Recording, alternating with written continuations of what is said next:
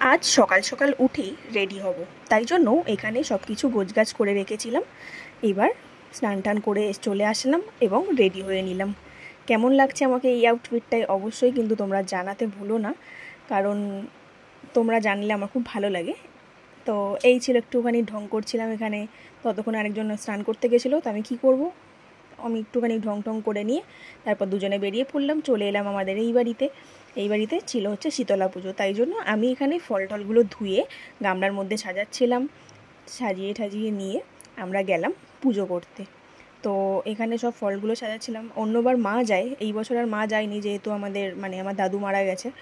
তো সেই জন্য আমাদের এক বছর তো মারা পুজো করবে না, তো আমিই করছিলাম পুজো। আমি প্রত্যেক বছরই করি, এই বছর নতুন কিছু নয়, কিন্তু এই বছর আমি এত সুন্দর করে সাজিয়ে দিচ্ছি, যেটা মারা প্রত্যেক বছর করে সেটা বছর সেই কাজটা আমি এই বছর করেছি।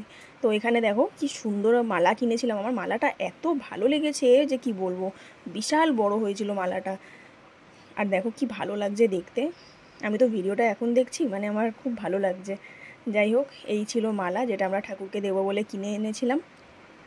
তারপর একে একে সব কিছু নিলাম। আর সবথেকে আমার মজার জিনিস যেটা লাগে, আমাদের এখানে হরির লুটে অনেক বাতাসা আর অনেক লজেন্স হরির লুটে দেওয়া হয়। এই শাড়িটা দিচ্ছি আমরা মাসিতলাতে। ভিডিও করার টাইম পাবো কিনা জানি না, তাই এখন থেকে আগে থেকে একটু ভিডিও করে নিচ্ছি। এটা সিঁদুরটা দিতে হবে। আর এর মধ্যে অনেক লজেন্স আছে, যেগুলো এখন দেবো না, এগুলো হচ্ছে আমরা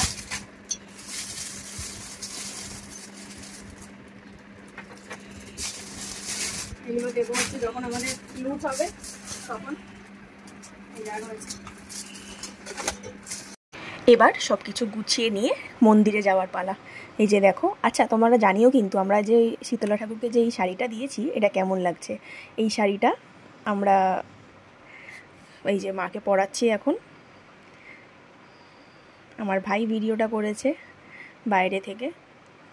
এখানে এখন আমরা মা শীতলাকে মালা পরাচ্ছি। আমাদের ওখানে মূর্তি পুজো হয় না, আমাদের এই নিম গাছটাকেই পুজো করা হয়। মা শীতলার রূপে উনিই আছেন, যাকে আমরা ভক্তি ভরে পুজো করি।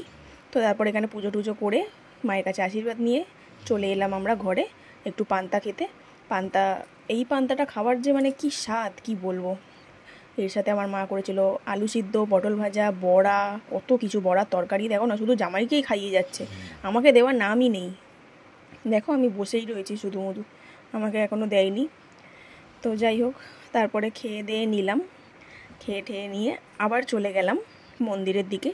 মন্দিরে গিয়ে দেখছি তখন গণ্ডি যেটা সবাই দেয়, গণ্ডি দেওয়া হয়ে গেছে। এখন হচ্ছে ধুনো জ্বালানো চলছে। তো হয়ে গেল পুজো, এইবার বাড়ি যাওয়ার পালা। তো কেমন লাগলো ভিডিওটা অবশ্যই তোমরা কমেন্ট করে জানিও। Thank you for watching. দেখা হচ্ছে নেক্সট একটা ভিডিওতে। অ্যান্ড শুভ নববর্ষ সবাইকে।